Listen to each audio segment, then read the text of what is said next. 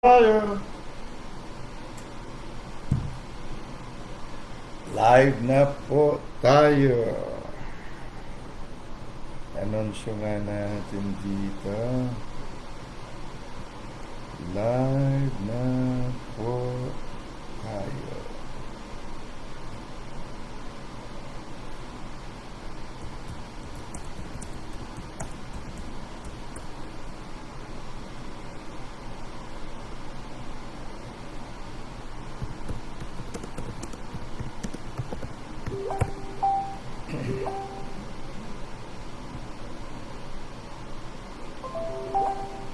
Wala pang masyadong tao. Bakit ba ganyan ang buhay ng tao? Mayroong mayaman, may api sa mundo, kapalaran kung hanapin di matagpuan.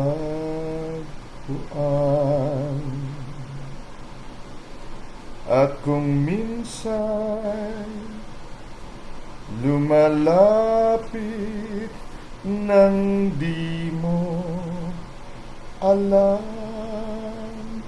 o bakit kaya may ligaya't lumbay sa pag-ibig,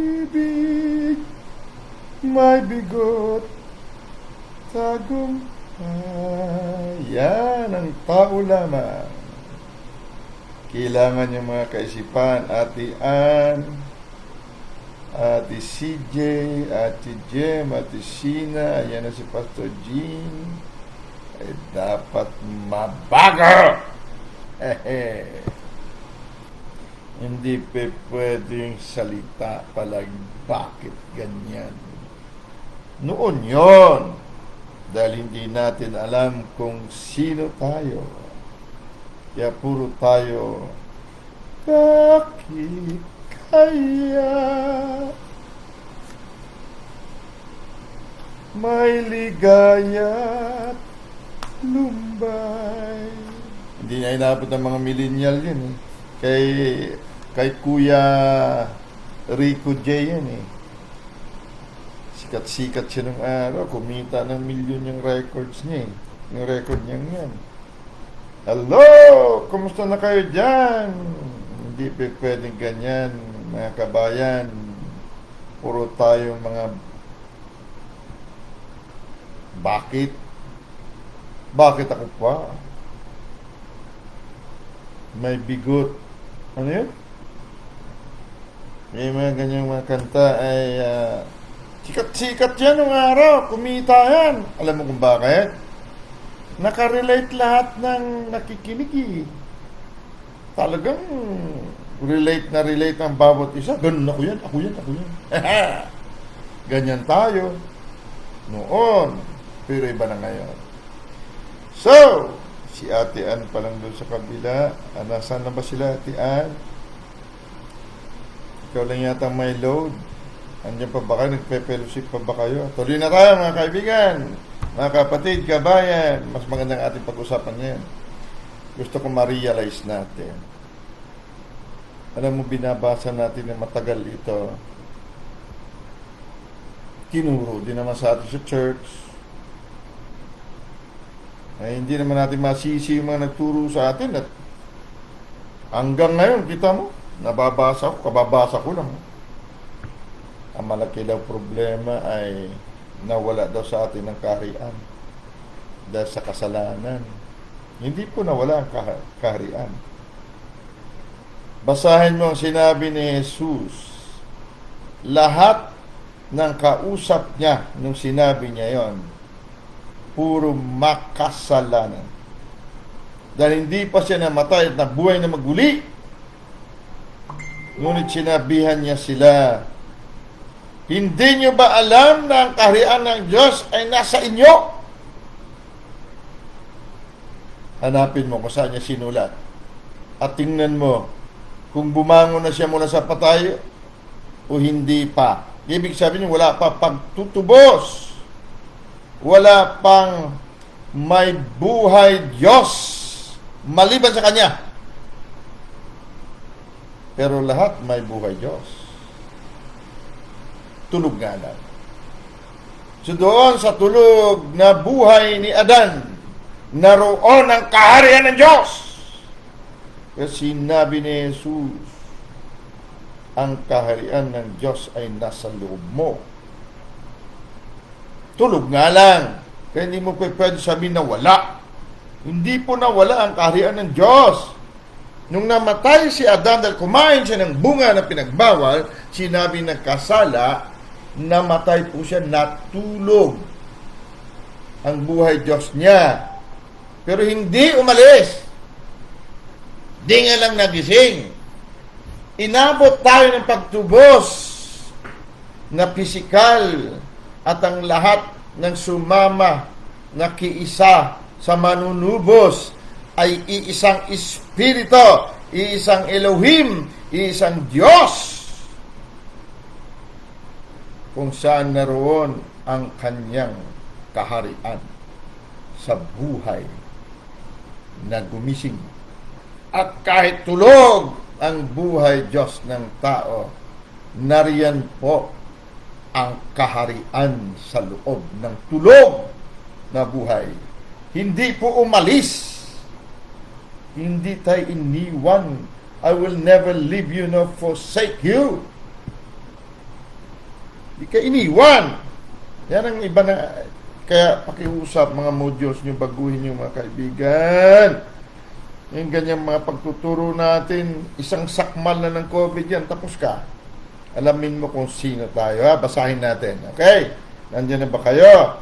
Punta tayo sa Efeso chapter 6. Bakit ba ganyan ang buhay ng tao lamang? Yan. Yan ang buhay tao lamang. Sa pag-ibig may bigot tagumpay. Yan ang buhay tao lamang. Efeso chapter 6 verse 10. Simulan sa verse 10. At bulay-bulayan natin, ha, bago tayo mag-pray. Finally, ibig sabihin, konklusyon. Sa tinagal-tagal, hinaba-haba ng aking pagpapaliwanag, pagtuturo, ito na ang konklusyon. Ito na ang panghuli. Ito na ang paghuhukom. Ito na ang desisyon ng korte. Finally, my brethren. Ibig sabihin ng brethren,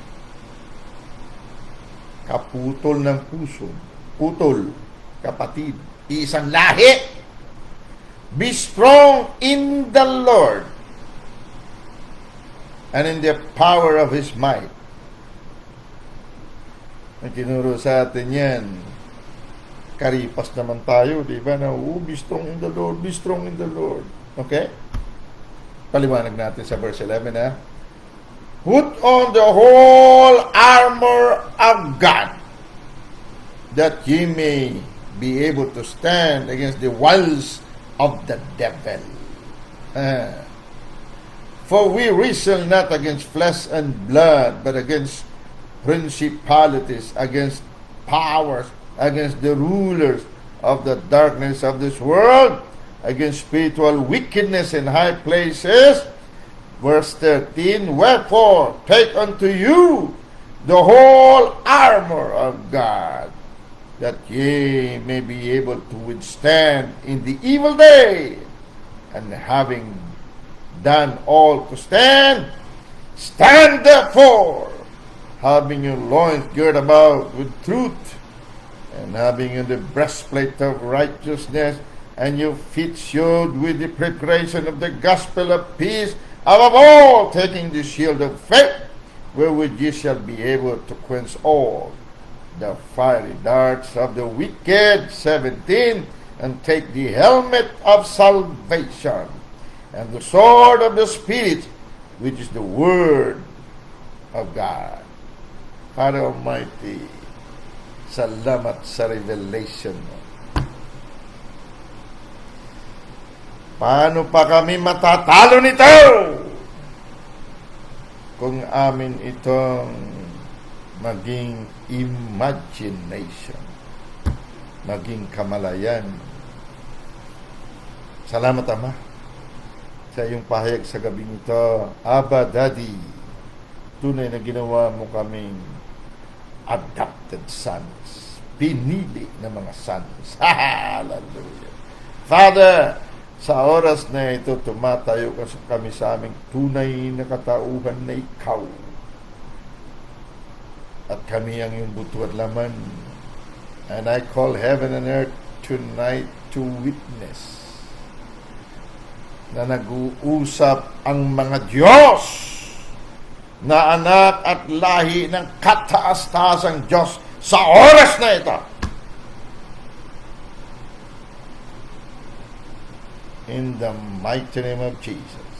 Father, I give you back all the glory and the honor and dominion sa pangalan ng aming katauhan, naming buhay na kapuspusan mo, si Kristo Jesus. Thank you, Father. Amen. Angels of God, we dispatch you again in Jesus' mighty name. Go forth, guys. Go forth. Basahin natin sa Tagalog po para dito pa lang sa umpisa ay makuha na tayo. Pwede tayong tumigil. Mga anak. Tagalog, ha? Diyos ang nagsasalita dito by magsitalima kayo sa inyong mga magulang, sabi sa verse 1. Punta natin ang verse 10. Epeso 10. Sa katapos-tapusay, magpakalakas kayo sa Panginoon at sa kapangyarihan ng kanyang kalakasan. Verse 11. Magbihis kayo ng buong kagayakan ng Diyos. Take note, take note, take note. Magsibihis kayo ng buong kagayakan ng Diyos. King James Version, balikan natin verse 11. Put on the whole armor of God. Kapatid, kung babasahin natin ito at sasabihin mong dalubhasa tayo sa paaralan, nag-aral tayo, nagpakadalubhasa tayo, at babasahin natin ang talata na ito at sasabihin natin sa mga tinuturuan natin, magbihis kayo ha ng buong kagayakan ng Diyos ha, para hindi kayo matalo ng diablo. Tanungin mo kung anong ibig niya sabihin. Ang tao ba maibihis niya ang kagayakan ng Diyos kung siya'y tao lamang? Talk to me. Nakita niyo si Shaquille O'Neal, basketball player, 7-footer. Ewan ko na-imagine nyo kung gaano kalaki ang kanyang binibihis, gaano klase ang kanyang kasuutan. Maibihis mo ba ang kasuutan ni Shaquille O'Neal, ang kanyang uniforme, ang kanyang sapatos, kung 5'4" ka lamang, 7 feet ang kanyang taas? Now, kung ang akala ng tao sa pagbasa nito, siya ay tao lamang at maibihis niya ang buong kasuutan o kagayakan ng Diyos, tama ba siya o mali? Wala tayong lilingunin kundi ang ating sarili, ang dati nating panguunawa. Basahin natin ulit. Mangagbihis kayo ng buong kagayakan ng Diyos. Tapos sabihin mo na pareliyoso natin Nagpupuyat tayo sa prayer meeting.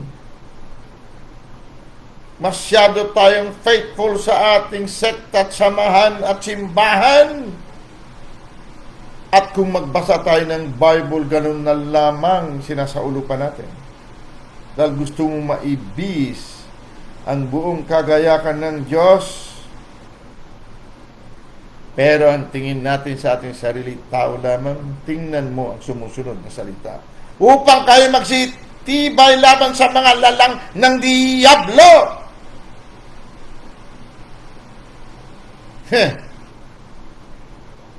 Nakita mo na ba Diablo? Kung paano siya maglalang ng mga sakuna, sakit, kahirapan. Tapos sasabihin natin, tao lamang tayo. Tapos ibihis natin kasuotan ng Diyos. Isip-isipin nga natin mabuti. Nag-example tayo kay Shaquille O'Neal. Yung iba naman siguro, hindi naman basketball fan. Kasuutan po ito ng Diyos, kapatid. Kaya doon pa lang sa verse 1, sinabi, mga anak, anak ka ng Diyos. Ano lahi mo? Maisuot mo ba itong kagayakan ng Diyos kung hindi ka Diyos? Bakit mo kailang isuot? At bakit mo maisuot? At paano kung hindi mo maisuot? Maisuot ba ng tao lamang likas na makasalanan ang kagayakan at buong kagayakan ng Diyos? Dahil sa verse 12, sino ang ating kalaban? Sapagkat ang ating pakikibaka ay hindi laban sa laman at dugo, hindi tao ang ating kalaban. So, ang kalaban ay kundi laban sa mga pamunuan, laban sa mga makapangyarihan o kapangyarihan, laban sa mga namamahala ng kadiliman nito, kasanglibutan, laban sa mga ukol sa espiritu ng kasamaan, sa mga dakong kaitaasan. Kung tao ka lamang, paano mo labanan ito? At kung tao ka lamang, kapatid, paano mo maisuot ang buong kagayakan ng Diyos? Talk to me. Nagpupuyat, nagkukumahog tayo, humayo.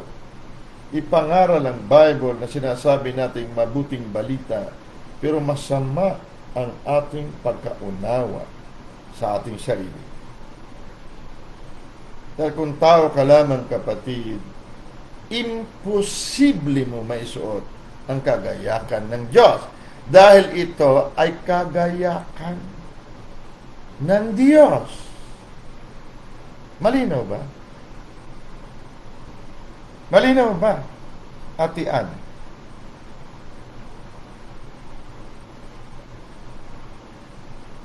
Atinat malinaw ba na ito'y kagayakan ng Diyos? Hindi ito kagayakan ng tao. Eh kung tingin mo sa sarili mo, tao lamang, sabihin, paano naman hindi ako tao lamang? Kumakain ako, umiinom, napapagod, napupuyat. Si Jesus din naman kumakain, napupuyat, napapagod din .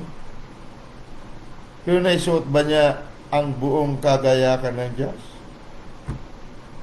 Kaya ang tawag niya sa sarili niya, anak ng tao. Hindi niya sinabing tao lamang likas na makasalanan. So dito palang bagsak na agad tayo kung ang ating panguunawa ay mali dahil ang ating kalaban, kapatid, hindi tao. So paano ka lalaban sa hindi tao kung ikay tao? At kung ikay tao lamang, may relasyon sa Panginoon, tagasunod ni Jesus, may isuot mo ba ito? Dahil Diyos lang nakakapagsuot nito, kapatid. Diyos lang. So, kung banggitin mo lahat ng ito, kung anong mga kasuutan na nandito, may mga baywang bigkis ng katotohanan, baluti ng katuwiran, kalasag ng pananampalataya, paano mo isuot yan, kapatid? Kahit anong basa mo ng paulit-ulit, hindi mo naman kaya isuot yan. At kailanman hindi mo maisuot yan kung tao ka lamang. So kagabi, meron tayong pinag-usapan doon sa Efeso 14. Piniliwanag ni Jesus. Hindi makuha ng mga disipulo.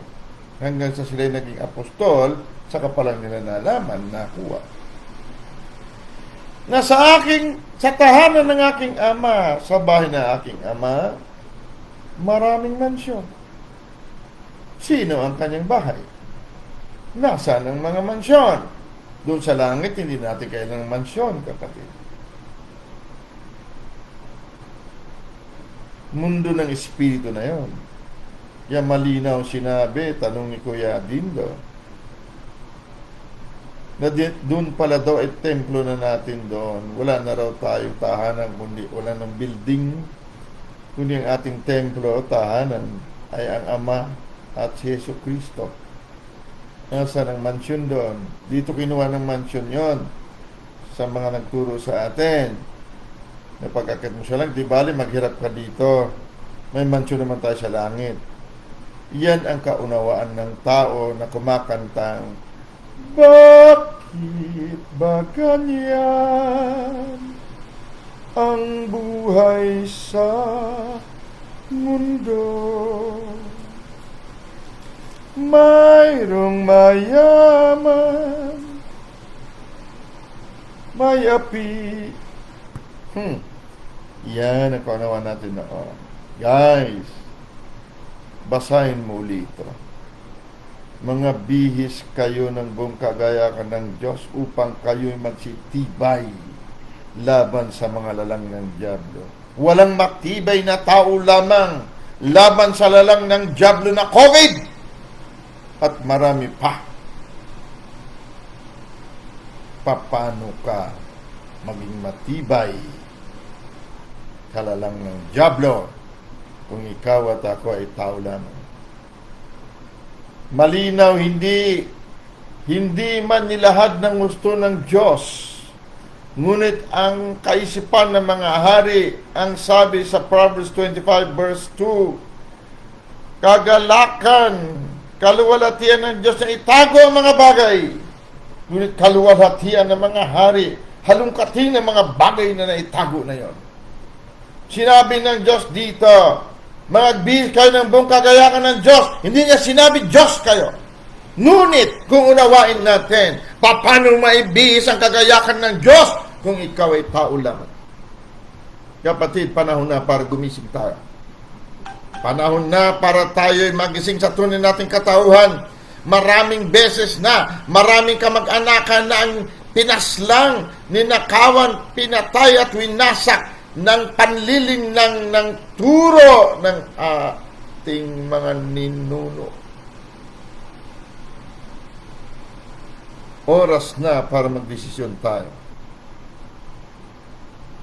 Tanggapin ang katotohanan na ikaw ay anak ng kataas-taasan.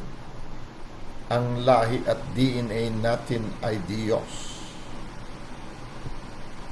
Hindi tao lamang. Nagdarahop ba tayo sa pera ngayon? Ang problema din sa iba, nandan niya sa tabi niya ang pera, ang ibang mga tao'y nangangarap na sana yan ang magulang ko. Sana may magulang akong ganyan, mayaman. Binigyan ako ng negosyo. Marami sa atin, andyan na nga, mayaman na nga magulang mo eh. Ayaw mo na pangatawanan ang responsibilidad. Hanap ka pa rin ng hanap ng kani-kanino. Ayan dyan sa tabi mo. Nasa iyo na. Guys, maging practical tayo sa mundong ito. Andyan na mismo, hawak mo na eh. Lumalayo ka pa. At hahanapin kuno ang kayamanan ng ama mo. Anong kayamanan? Yun na nga nandyan sa harapan mo eh. Hindi mo maayos eh. Laging makatotohanan tayo sa mundong ito. Huwag tayo reliyoso ng reliyoso, ha? Tingnan mo. Punta tayo. Nakuha nyo na yan, ha? Hindi mo pwede ibihis ang lahat ng binanggit doon na bihis o kagayakan ng Diyos kung hindi ka Diyos. Dahil ang kalaban mo, mga Diyos. Basahin mo sa verse 12 kung sino-sino sila. Ano ang laban mo doon? Kung hindi mo na may bihis, ano ang ibinibihis natin? Lahat ng yon ang binanggit hanggang 17. Hanggang verse 17, kapatid. Lahat yun sasakupin mo. Maibibihis natin. Kung paniwalaan natin ang ating kamalayan. Kamalayan mismo ng Diyos. Nakapaloob lang lahat ng mansyon sa kamalayan ni Kristo Jesus. May isipan tayo ni Kristo. Nakapaloob, package. Whole package ang binigay ng Diyos sa iyo at sa akin. Hindi lamang buhay Kristo. Doon sa buhay Kristo, naroon ang kaisipan ng Diyos na si Kristo. At sa loob ng buhay na yon, mga mansyon. Kaya ang sinasabing kaharian ng Diyos ay katawan, kapatid. Perfect body. The flesh and the bones of Christ. Kaya pag nakita ka, nakita nila ang Ama. Kapag nakita mo ang Ama, hahanapin mo ba ang kaharian ng Diyos? Hahanapin mo ba ang mansyon? Lahat ng mansyon ay nasa loob mo. Wala tayong gagawin, imahinasyon na mabuti, pawang mabuti para natin makreate lahat ito at salitain ng ating bibig. Tingnan natin kung sino tayo, okay? Nakuha nyo na yan. Medyo magbabasa tayo ngayon. Ha? Punta tayo sa Roma chapter 8. Paborito nating chapter ito Romans chapter 8. Simulan natin sa verse 12.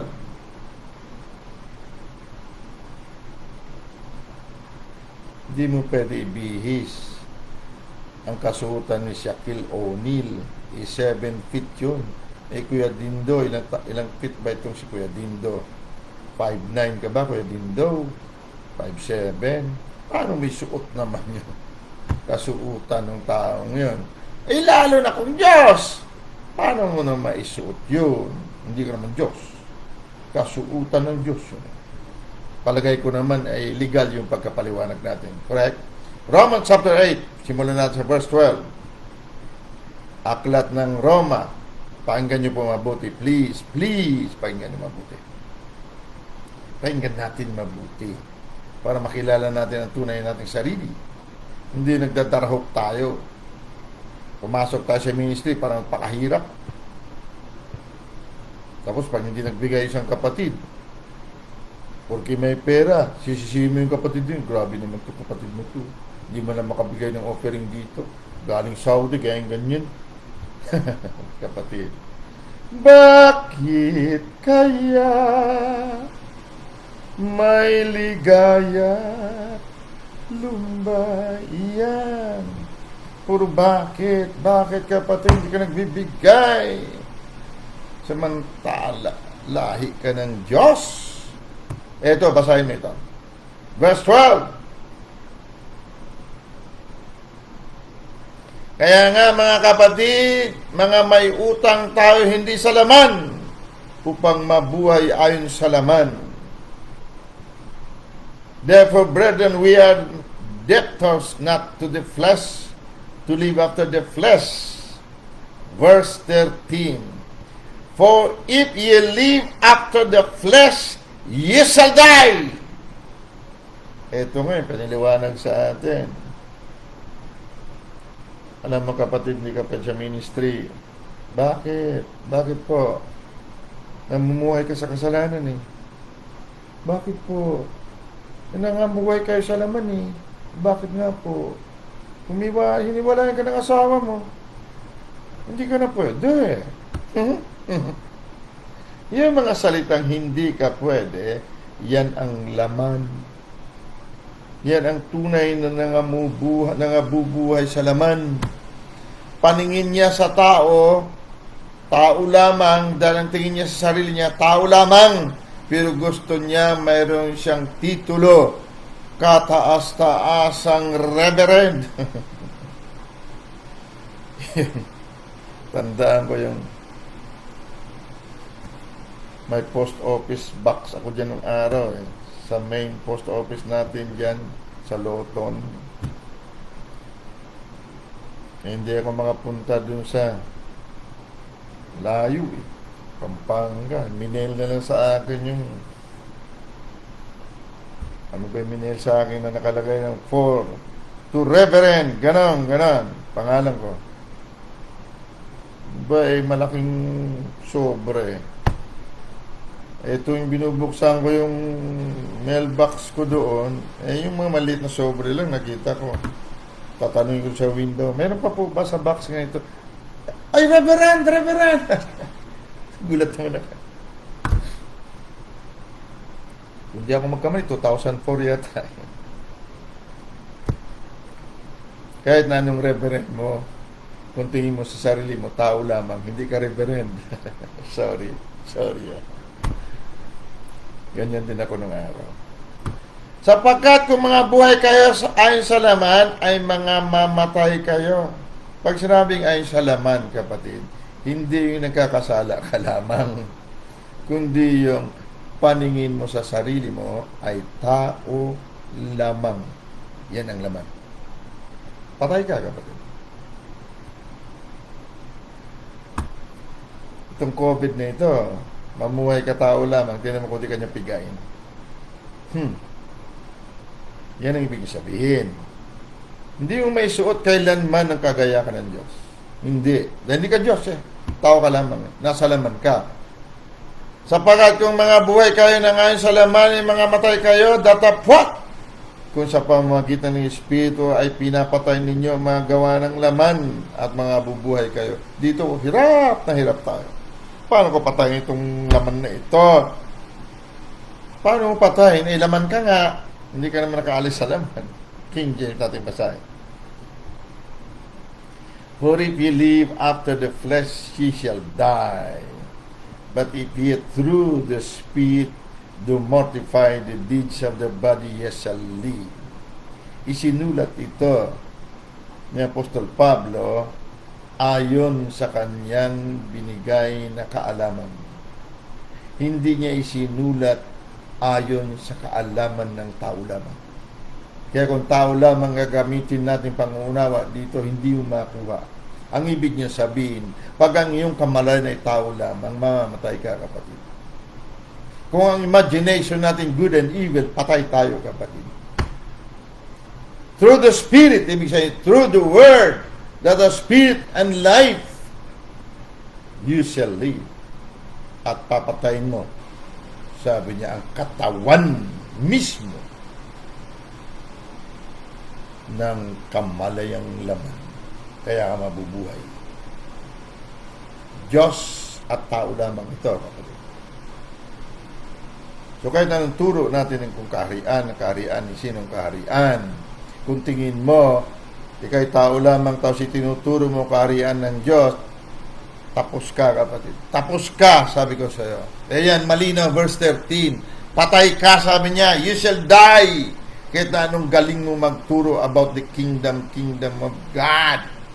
Kung ang tingin mo sa sarili mo, tao lamang, kagagaling natin magpaliwanag ano itong mga breastplate of righteousness, kung ano-ano itong mga baluti ng kaligtasan na ito.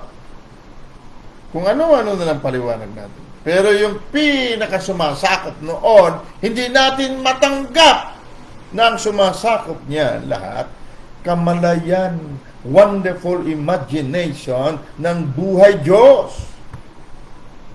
Kaya na isusuot natin. Verse 14. For as many as are led by the Spirit of God, they are the sons of God.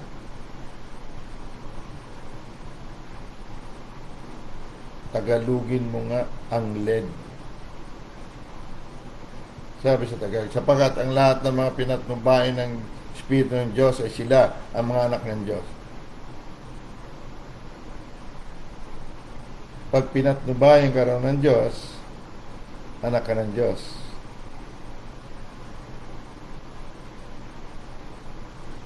Hindi ka pwede, ang LED, ida-drive ka. Nakasakay ka sa kanya. Ililid ka niya eh. Patnubayan ka niya, siya driver mo. Nasa loob ka niya. Kaya ka anak ng Diyos. If any man be in Christ, is a new creature. Ang pinapatnubayan lamang ng Diyos, malinaw, ay mga anak niya. Kung tingin mo sa sarili mo ay tao lamang, hindi ka pwedeng patnubayan ng Diyos. Bakit? Hindi mo tatanggapin. A natural man cannot receive anything from the Spirit of God. Kaya ang gusto natin ang atin talaga. Ang gusto ng laman, ang gusto ng tao lamang ang gusto natin. Paano mo sabing napatnubayan ka ng Diyos? Kaya hindi ka anak ng Diyos. Malinaw ba? Sapagkat ang lahat ng mga pinapatnubayan ng Espiritu ng Diyos ay sila ang mga anak ng Diyos. Paano ka patnubayan? Unang-una, ang tingin mo, may relasyon ka sa Diyos. Tao lamang. Diyos ito, may relasyon. Hindi pwede magkaroon ng relasyon yan. Hindi pwede. Pwede ka, turuan. Disipulo ka niya. Hindi pwedeng ganyan eh. Paano ka patnubayan ng Espiritu ng Diyos? Hindi ka naman anak ng Diyos. Huwag mo sabi na, ang pinapatnubayan ng Espiritu ng Diyos ay saka palang naging anak ng Diyos. Hindi. Tingnan mo mabuti. Sapagkat ang lahat ng mga pinapatnubayan ng Espiritu ng Diyos ay Diyos. Shortcutin na natin. Ibig sabihin, hindi ka naging anak ng Diyos dahil pinatnubayan ka ng Espiritu ng Diyos. Hindi ka naging anak ng Diyos dahil pinapatnubayan ka ng Espiritu ng Diyos. Hindi ganoon. Kaya napapatnubayan tayo ng Espiritu ng Diyos dahil ngayon mismo, anak na tayo ng Diyos. Hindi pinatnubayan tayo ng Espiritu ng Diyos ngayon, bukas anak tayo ng Diyos. Hindi. Hindi pwede yun. That's a misnomer. Hindi yan kasali sa 1 plus 1 equals 3. Kung titingnan mo dito, sa verse 14, kaya tayo pinapatnubayan ng Espiritu ng Diyos dahil tayo ay anak ng Diyos. Correct? Hindi para maging anak ng Diyos. No. Verse 15, tinan mo, paano pagkasabi niya? Sapagkat hindi ninyo muling tinanggap ang Espiritu ng pagkaalipin sa ikatatakot. Tinanggap ka. Kaya ka anak ng Diyos dahil hindi mo tinanggap uli ito. Datapat ang tinanggap ninyo ay Espiritu ng pagkukup. Tingnan mo rito. Verse 15.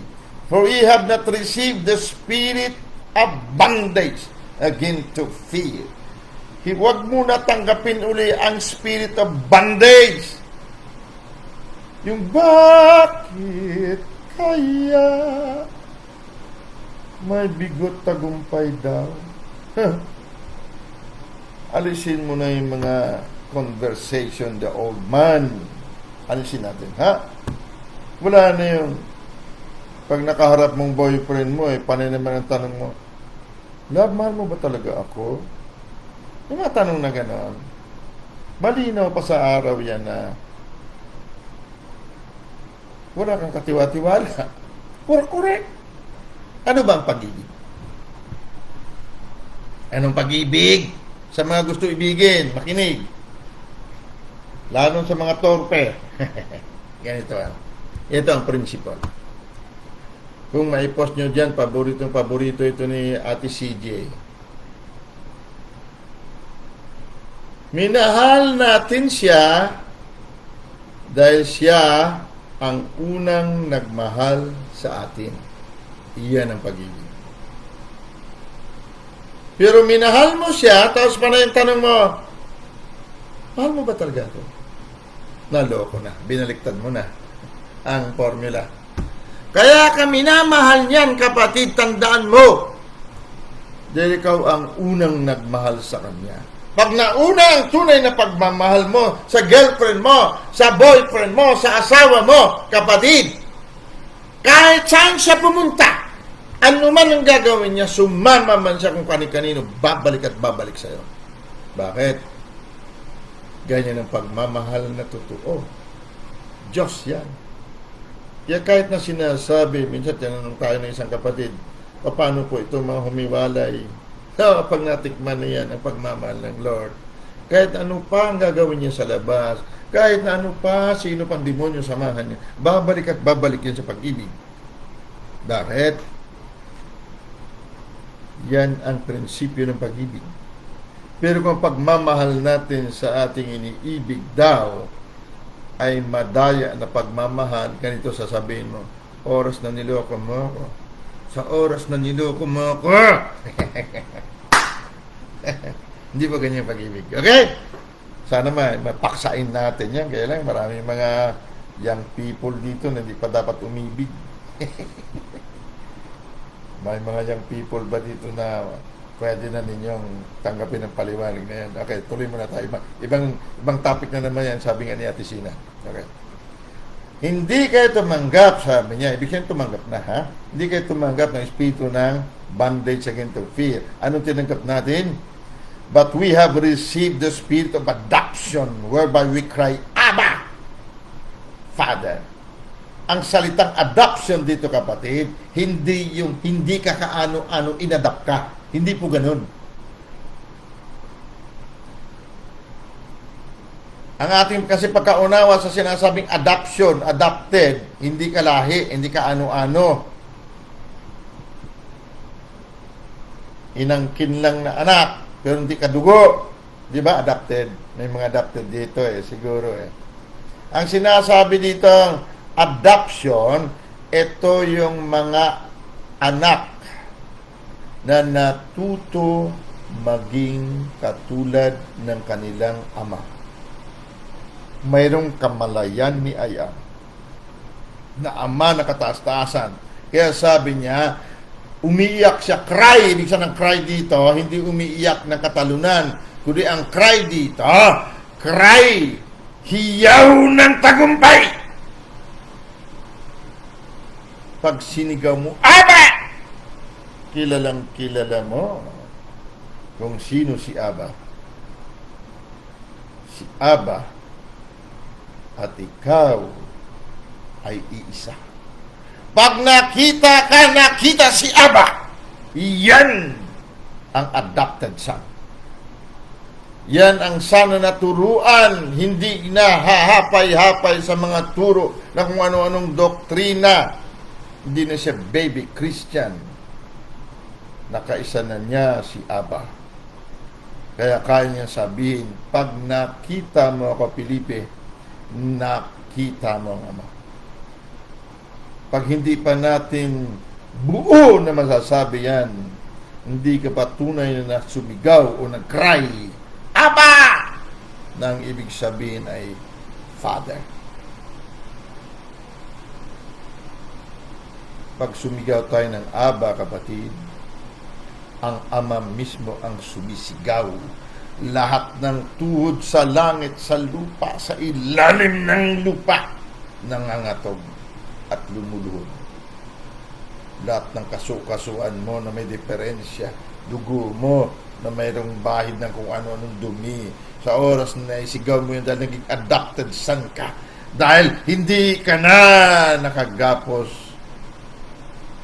sa bondage of the spirit of this world. Ang tinanggap mo espiritu ng adoption. Hindi ito adoption ng tao lamang. Inadapt. Ang ibig sabihin ng adoption dito, ikaw naging siya. Woo! Sana mapanghawakan natin ito, kapatid. Dahil hindi natin may suot ang baluti na yun. Hindi natin may suot ang kagayakan ng Diyos pag hindi natin makuha ito. Verse 16, the Spirit itself beareth witness with our spirit that we are the children of God. Paano malaman na anak ka ng Diyos? Sabi sa Tagalog, ang Espiritu rin ang nagpatutuo kasama ng ating Espiritu na tayo mga anak ng Diyos. Paano malaman? Paano? Espiritu ito, kapatid. Hindi ito tao lamang. Magtatanong ka pa, paano? Paano ko malaman? Ayan na nga ang tanong ng mga tao lamang. Pag nasa Espiritu ka, kapatid, parang ganito.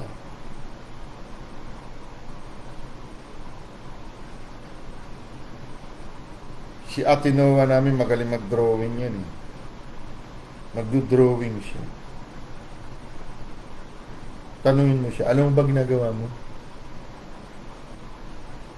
Ay, artist siya. Hindi mo pwede tanungin yung artist.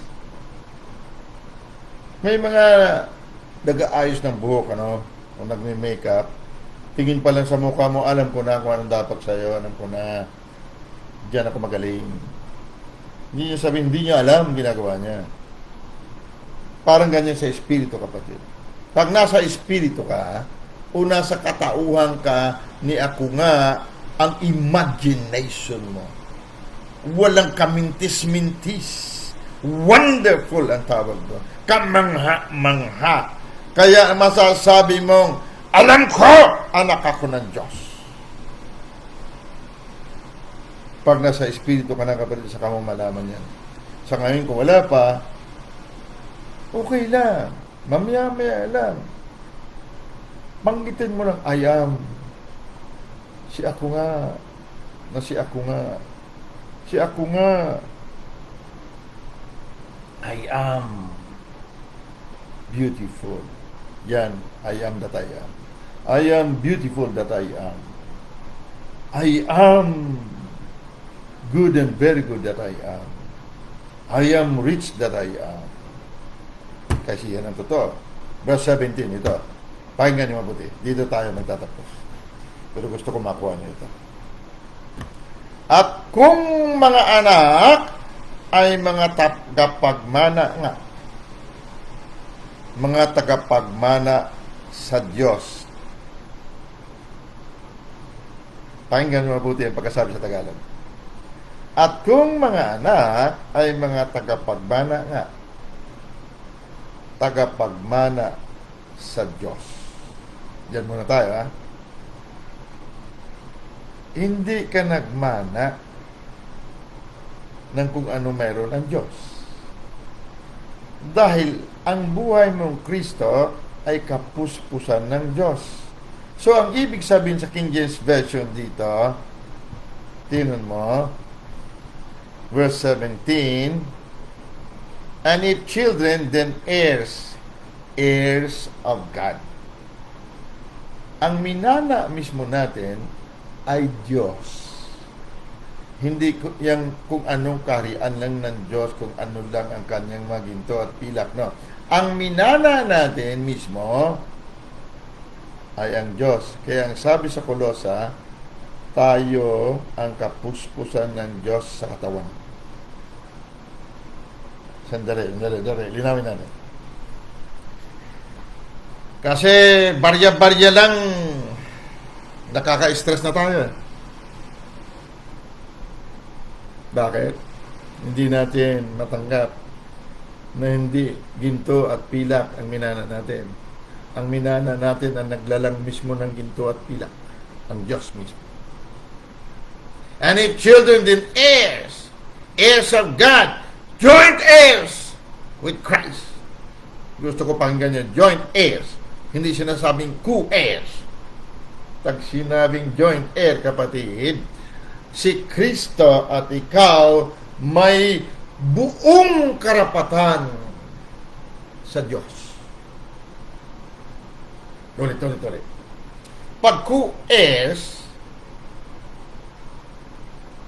maaring 10% lang sa'yo. 90% na kay Kristo. Paano po pagkatagalog pagkasabi sa Tagalog? Kasamang tagapagmana ni Kristo. Hindi dapat ganoon. Kasi pagkasama ka lang, maaaring 1% lang sa iyo 99 sa kanya. Pero ang pagkasabi sa Tagalog dapat ay kaisa na tagapagmana ni Kristo. Kasi ang sabi sa King James Version, joint heirs. Pag sinabing joint account, hindi pwede na ang karapatan ng ka-joint account mo ay mas maliit kaysa sayo. Tawag doon co-heirs. Pero pag joint account at ang inyong account ay and or, pag pumirma ka sa cheque, hindi mo kailangan ng permanong ka-joint account mo. And or eh. Pag sinabing and, walang or, kailan dalawa kayo pumirma. So, hindi magandang joint heir yan. Ang kagandahan kasi sa joint heir at ang minana natin, parang hangin. Ganito ang hangin. Sabay-sabay nga natin lang hapin ang hangin. Tingnan mo kung mabawasan. Kaya pag sinabing joint heir with Christ, kaya ka-joint heir, kaya tayo kaisang tagapagmana ni Jesus dahil ang ating minamana ay walang kakapus-kapusan. Walang kabawas-bawas. Parang hangin. Hingayin natin ang hangin. Tingnan mo, mabawasan mo. Kahit ilang bilyon pa tayo huminga ng hangin. Ngayon ang gusto ko dito, heirs of God. Ang minana mismo natin, Diyos, kapatid. Kaya nga buhay mo, Diyos, minana mo yan. Kapuspusan tayo ng Diyos, kaya yan ang mana natin. So ano ang problema natin, kapatid? Sa mga mansyon at kung ano-ano, o sa ngayon hindi mo naman kayang pagmahalaan ng mansyon, paano ka naman makakapag-create ng mansyon? Dahil gusto mo lang, kubo-kubo lang Yan, binigyan ka ng negosyo, ayaw mo ng pamahalaan. So paano ka naman ngayon? Wala naman nakatira sa mansyon na puro tamad. Puro alipin. Kaya ka nakatira sa mansyon, hari ka Ibig sabihin, baguhin natin ating ngayon attitude, ugali, na magkaroon na tayo ng managerial skills. Ibig sabihin, marunong ka na mag-manage. Huwag yung nakahawak ka ng 100,000 pinusta mo sa sabungan. Hindi ka pwede ganoon. Kapag hindi pwede, marunong ka mag-manage. Ha? Joint heirs with Christ, if so be that we suffer with Him, that we may also be glorified together. What suffering? Alam mo ba na I kill and I make alive? Sabi dyan sa Deuteronomy 32:39, verse 39. I wound and I heal. Suffer with Him. Sabi sa King James. Ang him na katagilid. Ang suffer ay pwede mo sabihin na sasaktan. Nagkikipagtiis, sabi sa Tagalog. Ang una-unang trabaho ng mga nagmana sa Diyos, kapatid, pakinggan niyo po, mabuti, please. May obligasyon po ito. Nasasaktan ka ba kapag may nakita ka naghihirap? Nasasaktan ka ba pag sa paligid mo, pagdaan mo, maraming mga adik? Pag napadaan ka sa kulungan, nasasaktan ka ba? Pag nakita mo mga tao doon na parang mga baboy na kahubad, walang matulugan, nakatayo lang, natutulog, nasasaktan ka ba, kapatid? Nagsasuffer ka ba? Dahil sigurado sa puso ni Kristo, nasasaktan siya doon. Paano mo masabi na heir tayo ng Diyos, mapang-api ka ng mahirap? Naawa sa dukha ay nagpapautang sa Diyos. Paano masasabi na tagapagmana ka ng Diyos pag may pumasok, pastor ka, may pumasok sa church mo, gusgusin, na hindi makatingin sa tao, nakayuko lang, doon sa sulok nakaupo, hindi mo pinapansin. Dumating itong mababango, nakasignature ng mga damit, nakakotsing maganda, yun ang inaasikaso mo, hindi ka malapitan ng mahihirap. Nag-suffer ka ba with Him? May pagtitiis ka ba? Nadaanan mo dyan. Gusto ko yung sinabi sa akin. Isang youth natin, sabi daw, nag-offering. Meron tayo isang sister dyan, banda sa Cavite. Binata ito, bata pa itong batang ito eh. Tumayo talaga siya at nagsabi, pero di ba yung offering natin ngayon, ibigay natin kay nanay, awang-awa siya. Pag mga may na-stroke, pumapasok sa church, hindi nga nakikinig halos. Nabibusit ka ba o naawa ka? Yan ang mga joint heirs with Christ. Dahil lahat yan galing kay Christ. Ikaw nga na galing sa'yo ang anak mo, nakita mo na stroke, nakita mong lumalaway dito, halos hindi makakain. Namamaho na dahil walang nag-aliga, wala man nang pumapansin sa kanya. Galing yan sa katawan mo. Maawa ka kaya? Yan ang sinasabing joint heir with Christ, kapatid. Kasamang tagapagmama ni Kristo. Ang ministry, kapatid, hindi po pera. Dahil ang pera, sabi ng Diyos sa Proverbs, ang naaawa sa dukha ay nagpapautang sa Kanya at babayaran siya ng Panginoon. Alam mo kung ano magbayad ang Panginoon? Minsan nagalit sa akin dahil nag-preach ako doon, siningil ko raw ang Panginoon. Dahil namatay ang kapatid ko.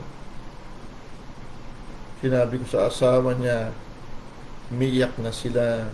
Sabi ko, itapat mo sa tenga niya ang cellphone. Ipatay na siya eh. Itapat mo! Galit ako. Tinapat sa tenga. Wala na ang kapatid ko eh.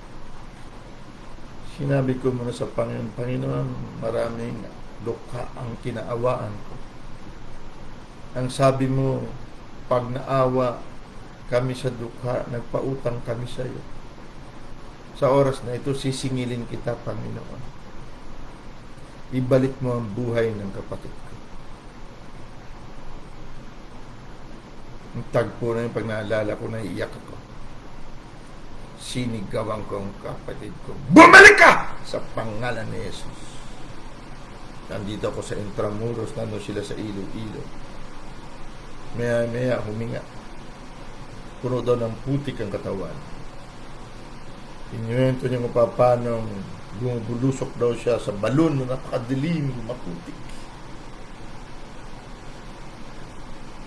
Hindi niya malaman kung gaano kalalim, pero napakadilim daw. Bigla daw may naramdaman siya, may humawak sa kamay niya. Hindi daw niya mapigil ang bumaba, namamagnet daw siya pababa. Paghatak daw sa kanya, nung malapit na raw siya sa bungad ng balon, nagniningning daw ang itsura na humahatak sa kanya. Pati kamay nagniningning. Hindi niya kilala. Pero mayroon sa likod daw niya, kilala niya. Ako. Sa likod daw ako. So, nagalit yung mga nakinig dahil bakit ko raw sinisingil ang Panginoon. Alam mo kapatid, ewan ko, basahin mo nga. Hindi nga natin dinidiscuss dahil maaaring hindi pa handa ang puso ng iba.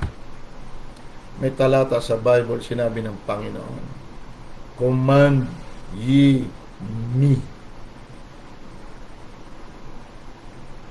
Hindi utusan ng command. Hindi utos. Command me! Alam mo ba ng puso at buhay mo kapag ang kamalayan natin si ay ang Lord? Pag sinabi mo, in the name of Jesus, kinukuman mo ang buhay Kristo mo na magtrabaho.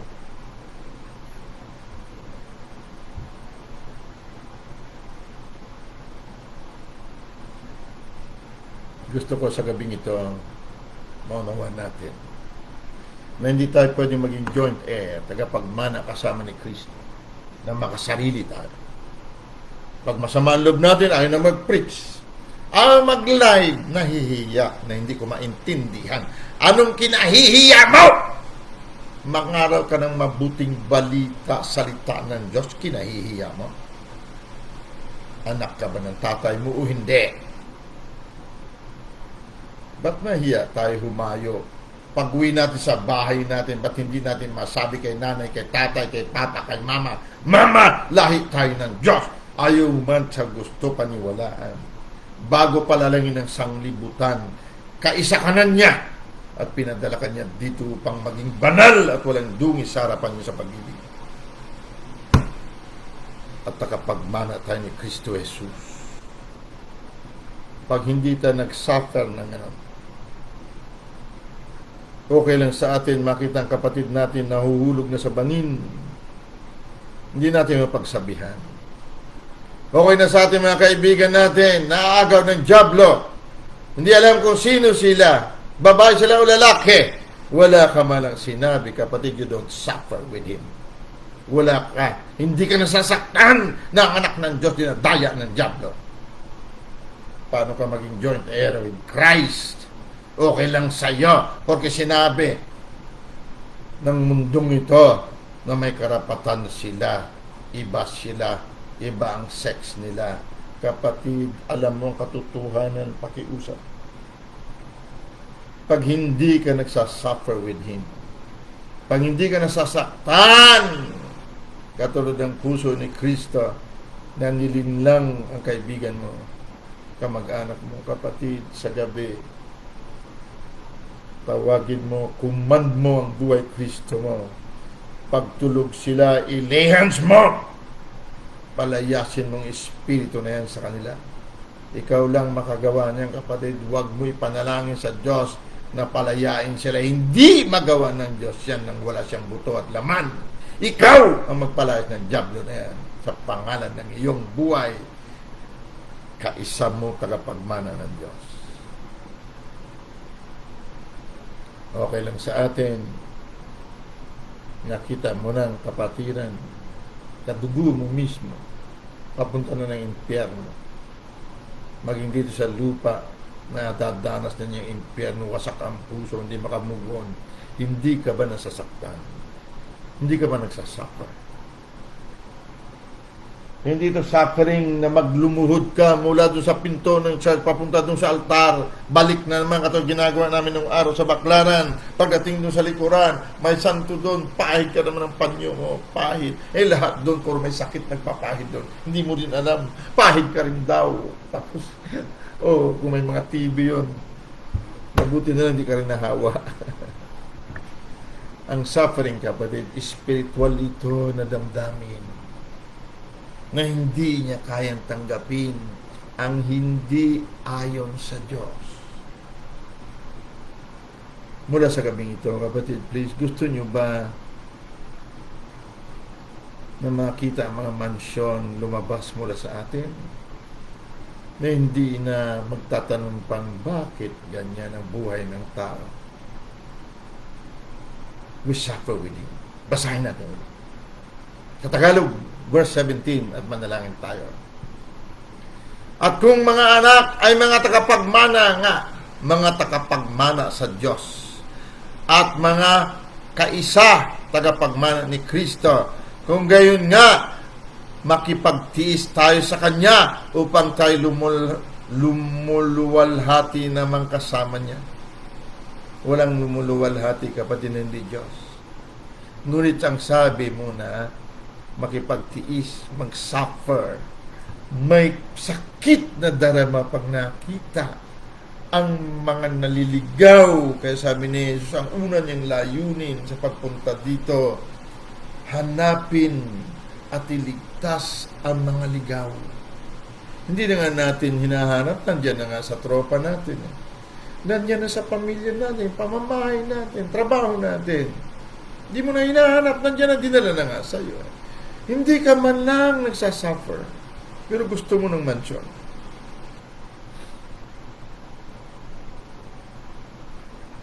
minahal natin siya dahil una siya nagmahal sa atin. Pakiusap.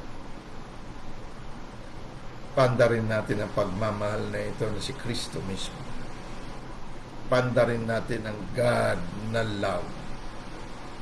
Tingnan mo, marami dyan nagdadarahok, kapatid. Napakaraming. Kaya sabi ko nga, alagaan nyo yung mga youth natin. Tingnan mo mga itsura. Pag kayo naging irresponsable, aagawin ng droga yan. Aagawin ng bisyo yan, kapatid. Hindi porque maliit ang church natin, itigil na natin sila pumasok. Wag! Itambak mo sila. Gawa kayo ng paraan. Pag umulan, wag sila mabasa. Kahit nasa labas kayo mga leaders, hanggang hindi pa nagagawa ang church, lumabas kayo at doon kayo makinig sa labas. Ipasok nyo sila. Lagyan sila ng ventilador. Wag na wag nyo itigil yan. You suffer with God, with Christ. Magtiis kayo kasama ni Kristo. Alang-alang sa mga kaluluwa na yan. Diyan mapapatunayan na minana nyo nga ang Diyos. At diyan maluluwalhati ang bawat isa sa atin. Amen. Father Almighty, salamat po. Nasaktan man kami, pero alam namin, kailangan namin mabago araw-araw, lalo na ang aming mga puso. Mga puso na hindi umiiyak pag nakita ang mga naliligaw. Mga puso na hindi man lang natitinag sa mga kamag-anak na hindi man lang namin madala sa church.